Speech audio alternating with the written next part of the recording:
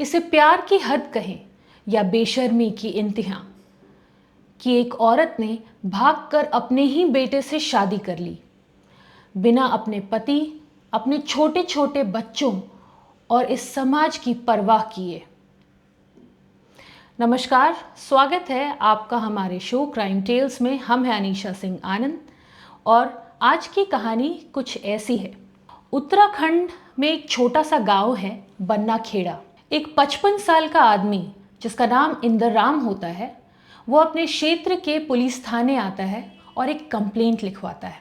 वो कहता है कि उसकी पत्नी भागकर उसने दूसरी शादी कर ली है और उसने जिससे शादी की है वो कोई और नहीं, उसी का बेटा है। ये बात जब पुलिस को पता चलती है और वो इसकी कंप्लेंट दर्ज करते हैं तो कहानी कुछ इस तरह से निकल के आती है। साल 2009-10 की बात है। इंदर राम की पहली पत्नी किसी कारण से उसकी मृत्यु हो जाती है। वो अपने जाने के बाद पीछे छोड़ जाती है 2 छोटे छोटे बच्चे जो उस वक्त 10 और 11 साल के थे।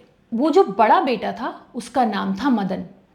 इंदर राम अपनी पत्नी के गुजरने के बाद अपने बच्चों की परवरिश में लग जाता है, लेकिन ये बहुत ही मुश्किल का काम होता है उसके लिए।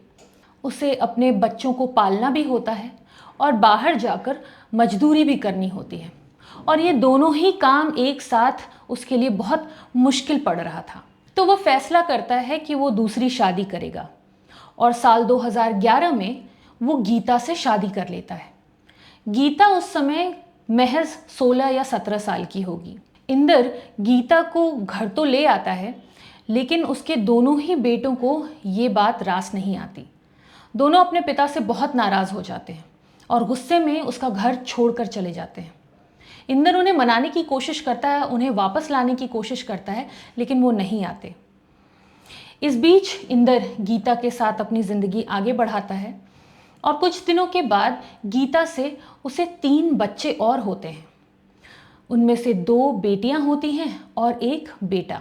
धीरे धीरे समय आगे बढ़ता है।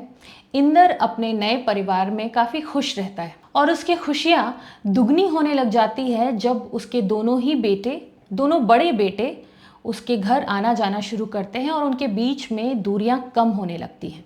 इंदर को लगता है कि उसका पूरा परिवार अब एक होने वाला है।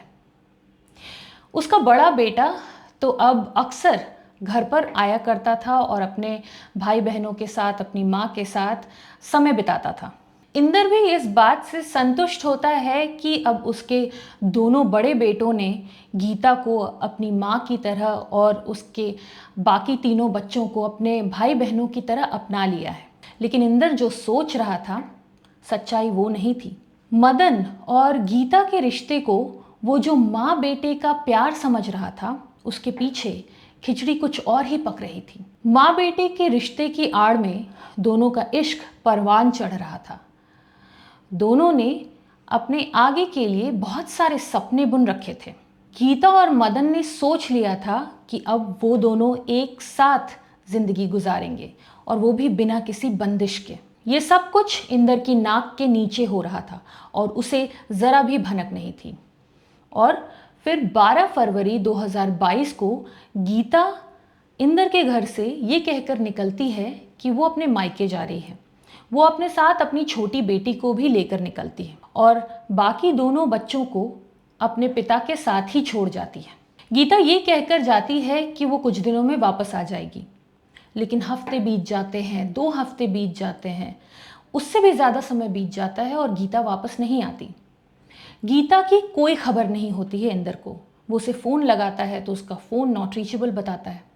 तो ऐसे में इंदर परेशान होकर सोचता है कि अब वो खुद ही जाकर गीता को लेकर आएगा। वो जब अपने ससुराल जाता है तो उसे पता चलता है गीता तो वहाँ पहुँची ही नहीं। उसे समझ नहीं आता आखिर गीता इतने दिनों से उसकी छोटी सी बेटी को लेकर कहाँ रह रही है। जब वो और छानबीन करता है तो पता चलता है कि गीता तो उसके बड़े बेटे मदन के साथ रह रही है।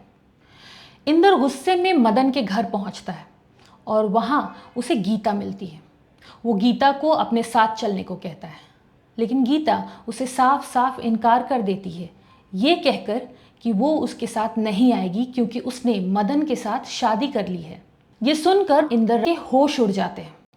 वो उस पर नाराज़ होता है और उसे ज़बरदस्ती अपने साथ लाने की कोशिश करता है, लेकिन उसे सामना करना पड़ता है मदन का। मदन उसके रास्ते के बीच आता है और वो उसे वार्न करता है कि वो उसके घर कभी ना आए, और उसने और गीता ने अब एक साथ रहने का फैसला किया है। इंदर जब फिर भी नहीं मानता तो मदन और गीता दोनों ही मिलकर इंदर की बुरे तरीके से पिटाई करते हैं। हार कर इंदर को खाली हाथ घर वापस आना पड़ता है। क्योंकि ये मामला बहुत ही कॉम्प्लेक्स था और पारिवारिक था, तो इंदर ने पहले अपने रिश्तेदारों को और जानने वालों को इन्वॉल्व करने का सोचा। उसने उन्हें अपनी आपबीती बताई। रिश्तेदारों ने भी गीता और मदन को बहुत समझाने की कोशिश की कि वो जो कर रहे हैं वो गलत है, लेकिन मदन और गीता ने मन बना लिया था। जब इंदर ने सब कुछ अपना लिया, हर पैतरे का इस्तेमाल कर लिया, फिर भी गीता और मदन नहीं माने, तो हार कर उसने पुलिस में कंप्लेंट लिखाने की सोची और मई 2022 में वो पुलिस थाने पहुंच गया।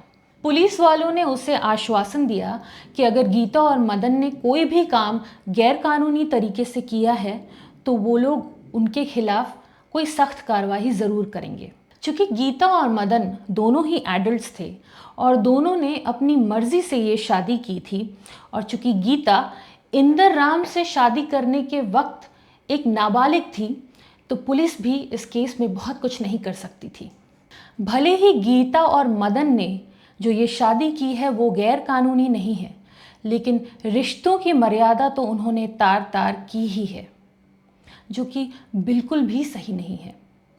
आपको क्या लगता है इस केस के बारे में, हमें कमेंट बॉक्स में ज़रूर लिखिए।